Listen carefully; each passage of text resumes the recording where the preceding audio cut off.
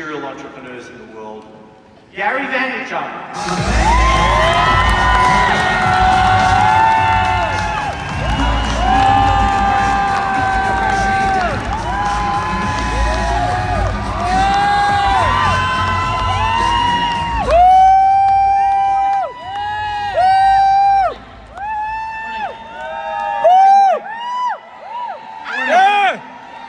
How is everyone? So nice to be here. So there's a lot of different things that I want to talk about, and I'm extremely excited to be here with you this morning, and especially what excites me is being backstage, understanding the themes that we're talking about. For me, it aligns so deeply where my focus has been from the beginning. To me, if you're not reverse engineering the customer, you are extremely vulnerable. Whoever brings the most value to the end consumer always wins. If you look at the history of business over the last 100 years, the products, the services, the organizations that deeply go to the end consumer and create leverage with that consumer have historically always won. And the ones that start to look at their own P&L, their own margin, their own selfish short-term needs tend to always create vulnerabilities. So for me, this started a very long time ago. When I think about my career, let me give you a little context because I know a lot of you don't know who I am. I was born in the Soviet Union. I came to the US when I was 3. I was very much in an immigrant upbringing. I lived in a studio apartment the size of this circle with 8 other family members. So the beginning was extremely rough, a lot of challenges. My dad got a job as a stock boy in a liquor store, and that's kind of where our American dream started. Now what's interesting is, for me, entrepreneurship was extremely natural. When everybody wanted to play outside and play games and play in the snow and do different things, for me the most interesting thing was always to do business. Whether it was to shovel somebody's snow and make $5, whether it was selling lemonade, which was a big thing in the Americas, I was always naturally interested. However, what's interesting about my entrepreneurial career is that it was extremely focused on one core thing, and it's the biggest thing that I want to talk about in this room. In analyzing the business and what a lot of people are trying to do, whether get people into their ecosystem as sellers or create demand on the consumer level, the number one thing, no matter what anybody is doing here, no matter what flag you're wearing and waving right now, the one global truth in this room is that we have to focus on the customer's attention. When I was selling lemonade as a 6-year-old kid, I didn't stand behind my table selling lemonade. I walked up and down the streets of New Jersey looking at which tree and which post and which pole was the best one to put my sign on. I've been focusing on these eyes and these ears for my whole career. From when I was 6 to when I'm right now, literally, as that lovely lady was being brought backstage and put out here only a couple of minutes ago, which was amazing, by the way. Let's clap it up for her one more time. As amazing and sweet and such a moment as that was, I still was on my phone replying to somebody on Twitter that had a question.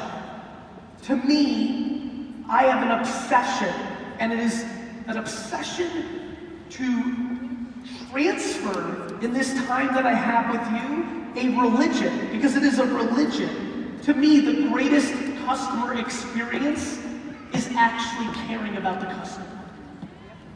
Yes is right, Mom. I see you. That's exactly the game. There's only one game. Whoever cares about the customer the most wins. Either you spend time developing your resellers or you don't. Either you put in those time and those hours and you have those calls and you meet with them face to face and you do Skypes and you do whatever you can, or you just play a game of numbers and you're just trying to get as many people in and you don't care about them, and thus you create the vulnerability of them going elsewhere. For me, what's so important and incredible during this time is this was invented. Every one of you have this. You like the phone? Yeah. This was invented.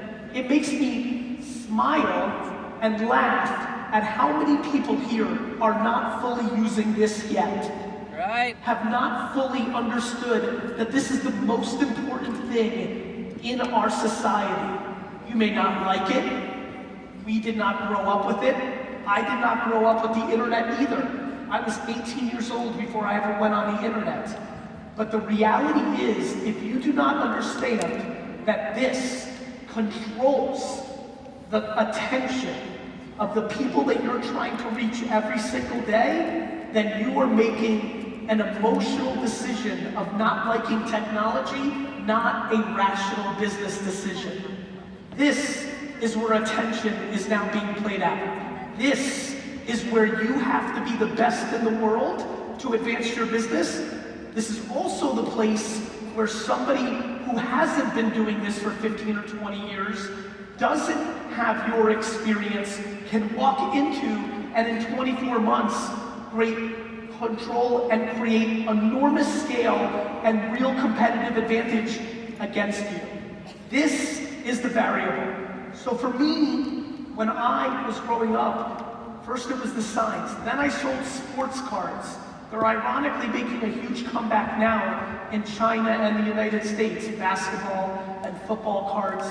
And as I'm watching this, it reminds me of when I was 14 and 15 years old, where I feverishly looked at the table that I had at every show and would change where the products would go. I would walk the show and try to figure out what prices and what offerings were the other dealers doing. I was listening. And I will tell you that one of the #1 things that every single person here can do, whether that is on Weibo and WeChat in China, or Line in Japan, or Facebook and Instagram, whatever the platform is, right now, the amount of talking that customers and partners are doing on these platforms and giving us what they're interested in, what they care about, and your ability to read that. This is not some massive data scheme to get people's information. This is 1930s, good old-fashioned, sit down and have a cup of tea and listen to the customer and then do something about it. As technology grows in our society, the behavior of our grandparents is the thing that will most likely build our businesses. The true reality in this room is that we need to use technology to get us closer to human interaction. Technology is not replacing human interaction. Technology is now the gateway to human interaction. It's true. Woo! We live, and this is a very global audience, and I have offices all over the globe. My friends, we live in a time where we as people demonize technology. We see what's bad in it, the shortcomings. The reality is, let's remind ourselves, everybody here is in this conference in a business mindset. This is the context of business. That is what we're doing in this room. As it goes for business, the technology advances of the last 15 years have been the greatest acceleration for everybody in this room to be able to get what they're looking for. That is a remarkable feat. I want to remind everybody that this phone in everybody's hands is more powerful than the computer that Ronald Reagan had running America during his presidency. This is a remarkable situation. And so here's what I've got to say. I'm going to give you a very simple story that is very important for the context of this room because it talks about mindset and going on the offense versus going on the defense. If you think about everything you've heard, right? All of it around customer experience is predicated on one mentality. Did you come to Utah and spend some time to go home and do nothing about it or do something about it. It's really that simple. To me, it's just one simple game of, are you gonna go on the offense, or will you just leave, be motivated, be excited, but then just go back to your same behavior? As somebody who writes a lot of books and puts out a lot of content and does this speaking quite a bit, the thing that's most remarkable for me is what happens between the way you feel right now and next Tuesday. Yep. Right now it feels good. Right now you're like, oh, I'm gonna do this, I'm gonna do that, and I've got this other idea. I'm about to spit 20 minutes of ideas that I think you should be doing in 2019 that are working to get sellers or to have customers in the end. Woo! The problem is, thank you, the problem is, I'm trying to make sure that I set up the mental foundation of that first, because I can give you the tactics, but for example, 90% of this incredible conference right now, 90% are too scared to make a video with them in it because they worry about what somebody's gonna say in the comments, that they don't look good, or their makeup's bad, or they are stupid. 90%. The biggest singular variable that is stopping people in this room from going to the next level, whatever that level is for them and how they see it, is strictly insecurity. Strictly the fact that the majority of human beings in Earth right now are not doing things because they're worried about the judgment of strangers and people they don't even know. The greatest opportunity in the history of business is producing content on the internet on the 15 platforms that are winning globally. WeChat, Facebook, Instagram, Weibo, Line, Snapchat, LinkedIn, YouTube. The greatest. Let me remind everybody here that the platforms charge nothing for the content to be distributed. This is not buying a booth at a conference and paying $5,000. This is not buying a newspaper ad in your local, this is free. Now, you can run ads, and when ads are underpriced, I always recommend it. For example, how many people here have an Instagram account for their business? Raise your hands. You're using Instagram for your business. Raise it high. I want to see, actually, stand up. Stand up if you're using Instagram for your business. Don't be lazy. I want to see it. I want to see it real quick. Don't be lazy. I saw some of you raise your hand and not. Okay, keep standing for a second. It's good for your blood circulation, so stand up if you're in it. For everybody who's standing, I'm going to give you a tactic. This comes from the CEO of the largest independent advertising agency. We spend hundreds of millions of dollars on advertising and see the results across all businesses. Plus, I, as a human being, am producing the most content on social media in the world. I produce almost 100 pieces of content a day across all these platforms. If you are standing, the number one thing that you have to do when you go back on Monday is you have to run an Instagram story advertising, right? So there's regular Instagram, and then there's stories, right? Like if you're standing, you know Instagram, you know that there's some stories. Right now, you can go, and by the way, if you don't know how to do it, there's an incredible website that will teach you everything on how you do it. You can write it down, I see a lot of you have it. I'll spell it. It's G-O-O-G-L-E.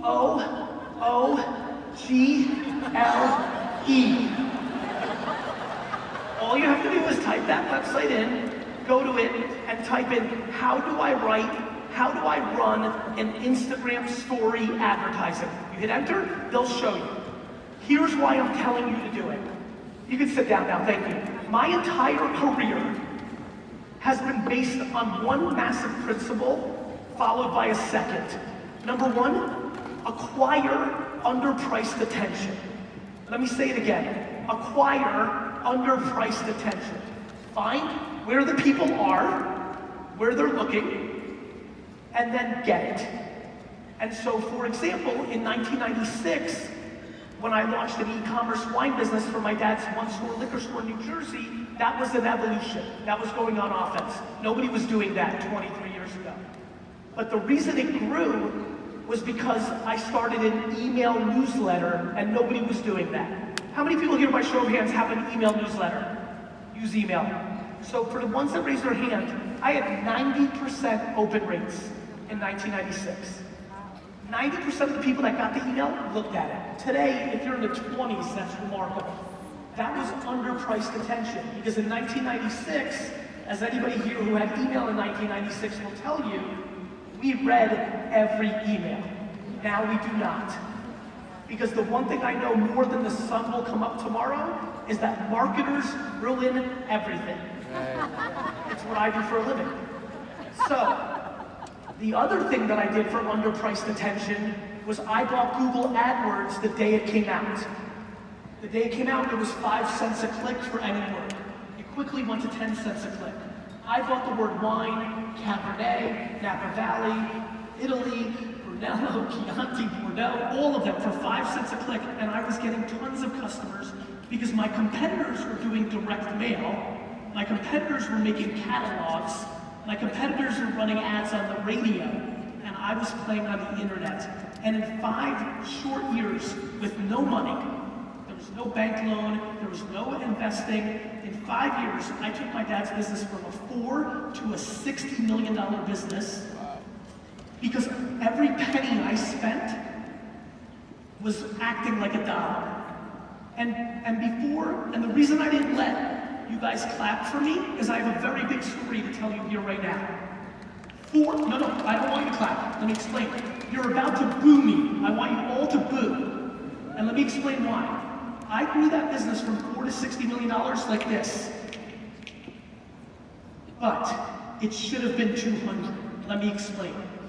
Even though I was buying Google AdWords and doing web and email, I was still spending money on newspaper, radio, direct mail. Had I been smarter or more experienced, I would have taken all the money, because when I look back at the history of the data, it was Google and email that was building my business, not newspapers, radio, and television. You understand? So that story feels good to me. It's a nice accomplishment. It was nice to build a business that was large for my parents, but the reality is it should have been much bigger. I just wasn't experienced enough. Today, you get the luxury of me being 20 years later experience. For everybody who stood up, this is not a debate. This is 100% facts. Instagram ads in stories are so underpriced. You can buy them for $2 to $3 to get in front of 1,000 people, and they will see it. The fact that you can do that right now, that price will go up very substantially over the next 2 to 3 years, because everyone's going to do it. And then it will go up. That's what always happens. That's what happened on Google. That's what happened on Facebook. That's what happened with KOLs in Asia. It always goes up when there's more demand. So, for everybody who stood up, please understand Google, Instagram story advertising, and now let me tell you the most important part. The reason I will get 10 emails from this room in 2 months will be the following. 6 will say that I'm a genius and they love me and it changed their business because of this one tactic. That will happen. 4 will say I'm an idiot, stupid, and they hate me. But here's why. What I'm telling you to do is 100% right. The problem is the video you make or the picture you make is the variable if it will be successful. Getting ready for this event, I went on social media and looked at everybody who was posting with this hashtag or in this ecosystem. 90% of the content was garbage. And let me tell you why I think it was garbage. It was self-serving. It was either building the facade of a ridiculous lifestyle that is selling a dream that is not achievable if you don't put in a lot of work. It was me, sign up with me. It was bringing no value to the audience. It was selfish. It was selfish. It was short or selfish. It was fast or me. All of the opportunity, all of it, is when you make content for them and you talk about slow. I understand, especially in this ecosystem, that the lifestyle and the dollars and the passive and the freedom is such a selling point. It is also the biggest reason most people don't come in, because it's over hyperbolized and feels fake. Period. You know it, I know it. And so for me, in an unbelievable passion to bring value to this audience today, please understand the following. Underpriced attention is the religion that you need to play. For example, when's the last time you sat down and just called all of your sellers one by one and just said thank you? Just that. Just that. Just actual depth. Instead of hunting, how about we take this talk and actually start talking about the real customer experience, which is farming. It is farming. We are so hungry for the next person into our ecosystem, we take for granted the 100 that are already in it. So many of you, if I sat down and had dinner and analyzed your business, it's the fact that you're losing people faster than you're gaining them is your vulnerability. It's not your inability to get more people in, it's your inability to keep people you have, and all you need to do is give a crap. Right. Woo! Right? I wish you could zoom in. I don't know if you can zoom in. I don't know how this works, but if you could see it, the amount of goosebumps on my arm right now, and I'll tell you why. And I will tell you why. I know, as I stand in the middle of this circle, I know that sheerly just going back, just going home, first of all, let me give you another tactic. Every person that you have on your selling team, you should follow them on every single social network, and you should watch who they are as a human being. If you find out that they're a huge Messi fan, the great soccer player, and you send them a jersey for $80 for them with a note and saying, thank you for being part of my team, that person will stay with you for 6 years, not 6 months. Boom. Depth is the experience. Everyone's looking for the hack. How do I get more? What's the algorithm? How do I go wide? Blast. It's depth. It's slow. It's tried and true. It's all the things that nobody wants to tell you about business, but I know, and I look around, and luckily, because I have them too, I see some wrinkles in here, I see some gray hairs in here, and when I see them, and I'm looking at a lot of different faces, from the youngest to the not youngest in the room, and I see you, I know you know. You have the experience. I know you know that this is a depth game, not a width game. It's not fun to know. A lot of people want it fast.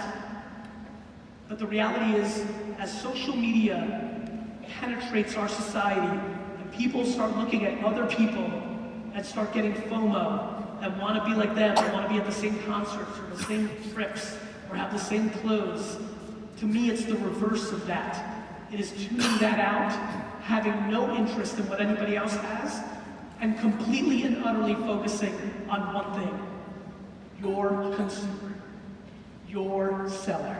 100%, not 99, not 98, and especially the one you currently have. To continue the story, my career took a huge change in 2006. I built this huge business. I was right about underpriced attention, and then I was sitting at my desk, and one of my employees mentioned a product on the web that I was very fascinated by. And I looked at it, and in 2 minutes I fell in love. And that website was called YouTube. And so 4 months after YouTube came out, I decided to start a show.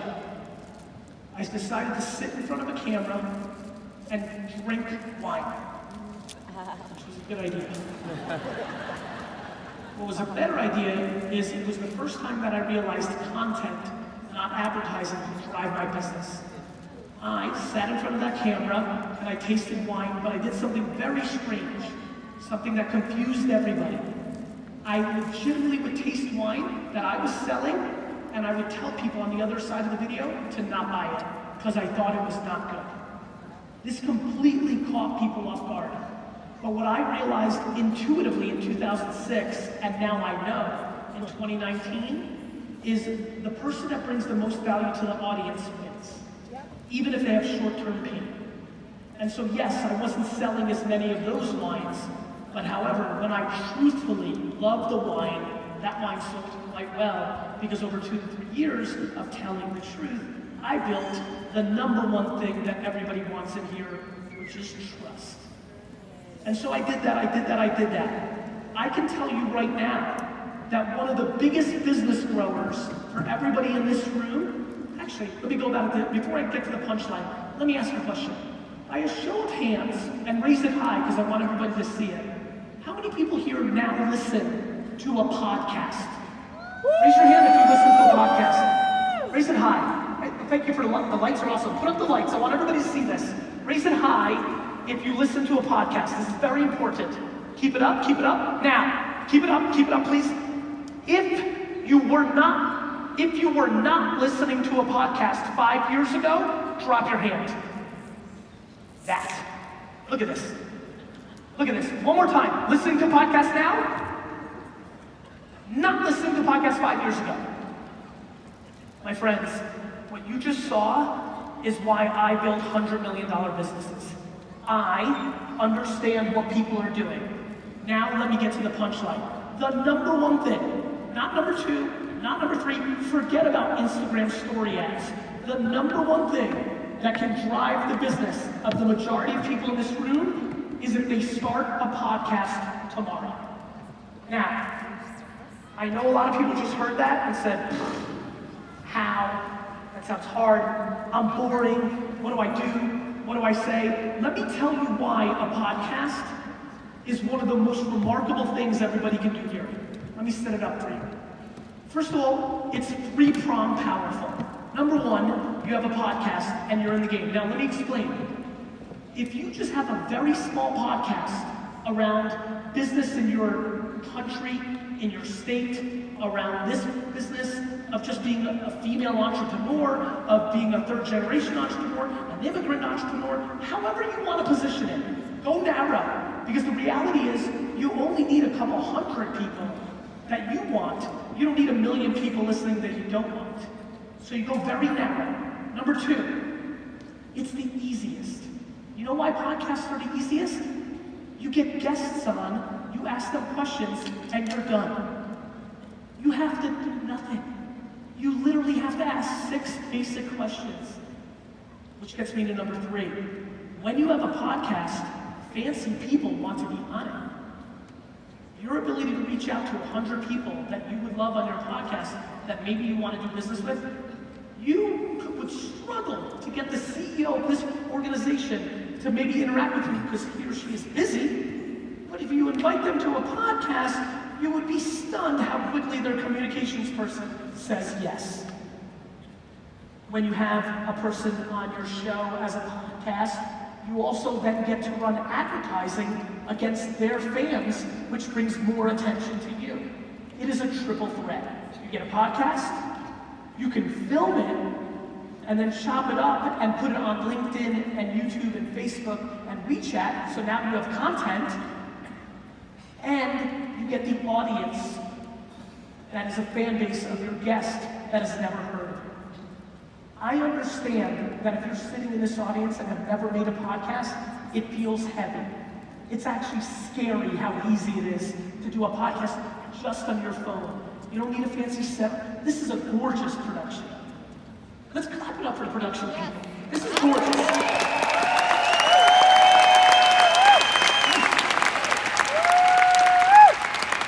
This is a to-do. This is a to-do. You don't need that for your podcast, especially not for episode 1. For episode 1, you've got this. And if you need step-by-step help on how to create podcasts, there's a remarkable website for that. Good job. And I mean it. And by the way, if you're like me and you're very bad at reading and keeping information, the number 2 search engine in the world is called YouTube. And you can go on YouTube and type in how to set up a podcast, and there are 8,000 videos that step-by-step, within 20 minutes, for no money, will have you in the podcast game. And then if you're a grinder, see, so much of my advice requires work. You know, okay, so now you hear me and you want to do a podcast. Now you have to email 100 people and you have to do it individually so you say something that makes them say yes to be on your show. I get millions of emails a month. 90% of them are bulk emails. They get deleted immediately. It's only the ones that are actually human that give me a chance to actually do something. So, podcast, Instagram. Now let's go into the place that I think is the #1 place right now, and it could change tomorrow. It is not what I thought 2 years ago, because what I do is I day trade attention. It's right now. But a year from now, it may not be. It definitely was not 18 months ago. But right now, as we sit here, the #1 place I think that you should be making content to acquire sellers. It is called LinkedIn. I am astonished on what's happened on LinkedIn in the last 2 years. It has gone from a global platform where people do recruiting to a place now where content is being consumed at scale. LinkedIn today is acting like Facebook in 2012. And what's fun about talking about new things is, for example, these two women in the corner here who've been remarkable in their reactions, thank you. As I just brought that up, they're kind of looking at each other like, oh, it's interesting because what's fascinating is, actually, that yellow book, if you all look at that right now, my yellow book. So what's interesting about my last book called Crushing It, I only wrote it 18 months ago. And the book was about every platform and what you should do on it. You can't see because it's small, but this is crazy. LinkedIn wasn't even in the book. I wrote about Musical.ly, which is for 12-year-old girls in America and China, and I didn't write about LinkedIn. In that 18 months, which is not a very long time, I stand here today and tell all of you to your face, it's the #1 place to acquire sellers. Now, if your post is about cash and Lamborghinis, I don't think you're going to convert as well. And I know you love cash and Lamborghinis, I watch you. But if you sell the truth, which is if you put in work, and you're patient, and you bring value, maybe you can build something. If you put out content about how you did it, your story. People always ask me, what do I talk about? Start with your truth. How'd you get in? Why? What's worked? What hasn't? You've got a week's worth of content right there. LinkedIn is the only place right now that you can go, have no followers, 0. Post a thoughtful, good piece of content, and have 25,000 people read it. LinkedIn. Right now. And what's exciting is it changes, right? 2011, 12, if you go to YouTube and watch my keynotes, all about Facebook, 24/7. Because it was so underpriced, the attention. And it worked. And I know a lot of you took advantage of it. And a lot of you didn't. And now you regret it. I promise you, if you do not heed my call for LinkedIn, in 4 years, when you see a piece of content from me saying LinkedIn is dead and the great 4 years is over, you will regret it. Because you're in this room right now. The reason you fly from all over the world to come to an event like this is to either A, get your strategy and mentality right, or B, pick up on actual tangible tactics. I want to give you both. I'm in the clouds and the dirt. I know that I'm giving you tactics for the last 20 minutes, and I know that the biggest thing on my mind as I stand here is the fact that so many of you are not doing certain things because of the relationship you have with your mother and father and their judgment. The clouds. To me, that's so fascinating. I am so the beneficiary of parents that built self-esteem and did not create entitlement. Most people are edged one place or the other. They're suppressed by their parents because misery loves company, and unfortunately that happens, and then they become insecure and think they can't because they told they can't. Or they're all the way over here and their parents created entitlement. How many people here are parents of 15 to 22-year-olds? Raise your hand. Just want to get a sense. Okay, I'm going to spend 2 minutes on this. I get 2,000 direct messages on Instagram. Thank you. 2,000 direct messages on Instagram a week from 15 to 25-year-olds, and the #1 complaint is that their parents are paying for too much stuff. Wow. I know. It's Really? Super interesting. We are living through a very interesting time where we are creating fake environments for children because we're over-coddling them and we don't want them to deal with adversity. which then makes them completely incapable of dealing with real life when they leave. This is becoming a massive epidemic, and I wanted to spend 1 minute on it for all the parents that raise their hands. Please, please understand that losing is your child's best friend. Losing. And this generation of parents that overcoddle and try to protect and 8th place trophies are creating a huge vulnerability. And more importantly, what bothers me is all of the business contemporaries I have, all they do is complain about millennials, and they're the parents that raised them. It's very funny who complains about millennials. The people who made them. Entitlement. And that is a segue to where I want to go about business. You are not entitled to anybody signing up with you. It's a big deal, and I'm glad you picked up on it. I have no idea who you are, but thank you for that cheer. You are not entitled for anybody signing up with you. You are not entitled to anybody buying your product. There's a million options. I actually believe one of the great vulnerabilities of this collective industry is we talk too much about the lifestyle and not enough about the product.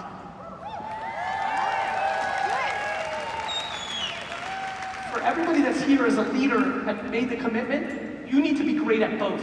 It needs to be a 50-50 game on a bad day. And we all know, it's 80-20 lifestyle over product. You know it, and some of you are 100-0, because I took the time to look at your content. So, in a continuous pace that I'm trying to do in this talk and hit a lot of different subjects, I beg you to understand that you're only as good as your product. You are only as good as your product. In today's world, in this world, you're competing against everything. Not just what you think you're competing against, with the stuff that is on the store shelves, on the stuff that is on Instagram direct to consumer, on the stuff that WeChat KOLs are selling every day. You're competing against everything. And you not creating content about the product is your great vulnerability. Please heed that call. Content.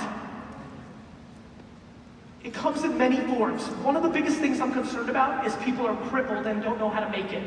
So I'm going to spend a few times on that. Content comes in many forms. Written, audio, and video.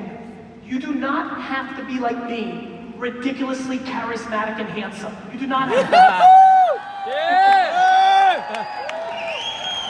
to. The only thing you have to be like me is you have to be self-aware. I knew that I couldn't write. I was a very bad writer, and I appreciate you holding up my book.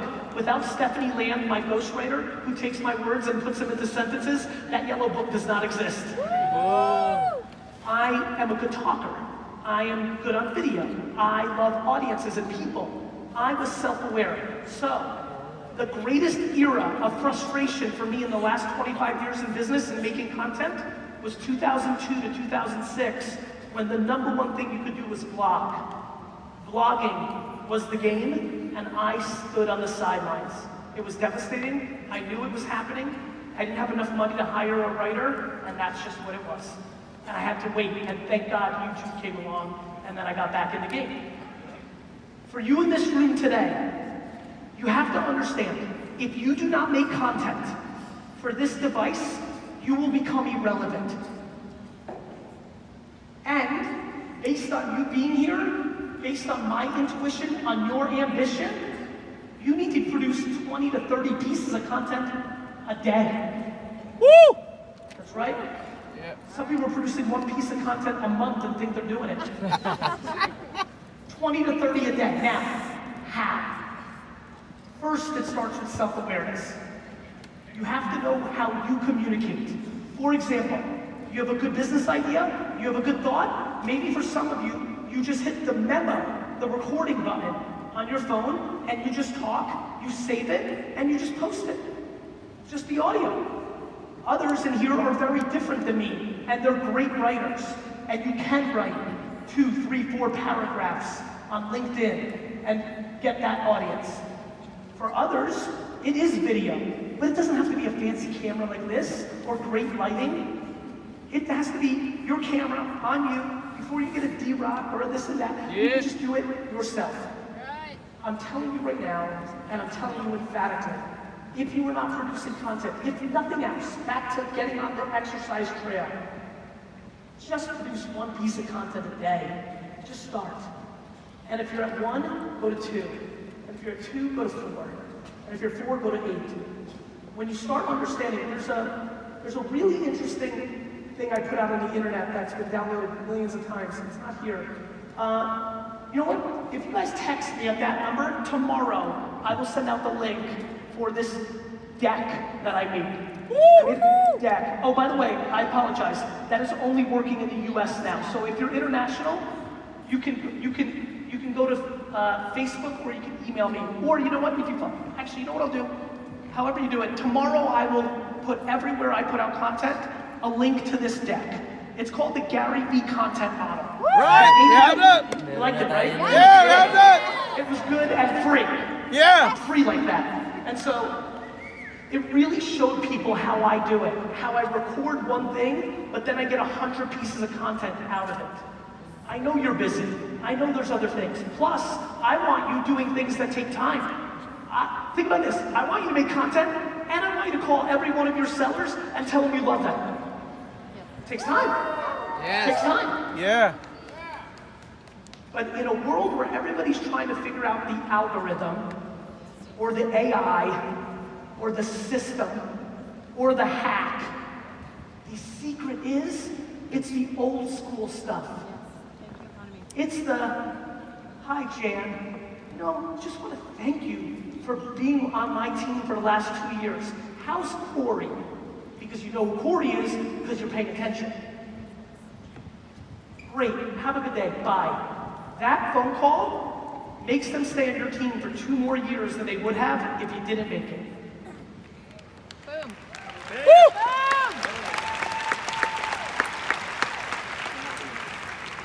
You'll pay to bring yourself here and invest in yourself, but do you take your 5 best sellers out to dinner every 3 months? Or more importantly, because I know you all take care of your best sellers, what about the tier under that? What about the fact that every business I've helped grow actually is in tier B and C, not tier A? What about the fact you're spending 100% of your time on tier A, and now you're at the mercy of tier A? Instead of developing tier B and tier C to amortize it so you're not at the mercy of tier A. All that extra time you spend on your top 5 or 10 sellers because you're scared to lose them because they control too much of the business is defense. You should have been on the offense and building up B and C, and now you have 80 great sellers, and now all of a sudden 1 or 2 don't matter as much, correct? My friends, this is a story. This keynote is a story about the new and the old. I don't play in the middle.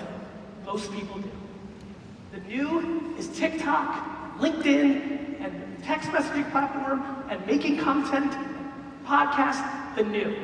The old is taking people out to dinner, writing a letter and saying thank you, phone call, caring, listening, spending 2 hours a day with following every one of your sellers and seeing what they're about and seeing that their uncle passed away and you spent $83 to send them flowers and a note. It's the old. It's the thing your great-grandmother wished you were doing. And on the other side, it's what your great-great-grandson hopes you are doing too. I play on the edges. The edges are just like a bridge. You know why bridges are awesome? They're pulling so hard from both sides. The framework that I've just spoke about is 100% your bridge to the next level. The question is, are you going to do something about it? Yes! Are you going to do something about it? Yeah! Let me leave you with this. I know, I don't want to go either. I keep it tight. Let me leave you with this. I like data. Being a contradiction, I love heart and sweetness and empathy and kindness and gratitude, and I like math, right? Let me give you a math that will change your life if you actually internalize it like I did as a young child. The current scientific odds that are accepted by the best scientists in the world around actually being born is 400 trillion to 1. Wow. Let me just say it slowly. The likelihood that you're sitting in this audience and actually became a human being is 400 trillion to 1. Literally, your mom could have got up for another glass of wine.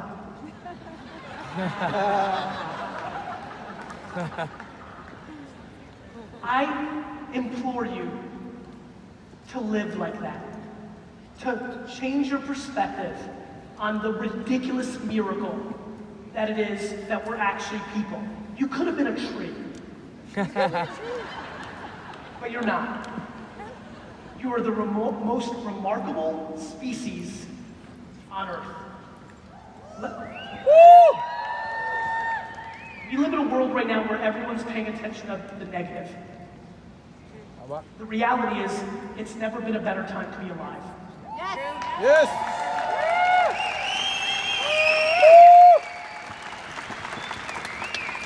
I love you, and I hope you do something with what I had to say today. God bless.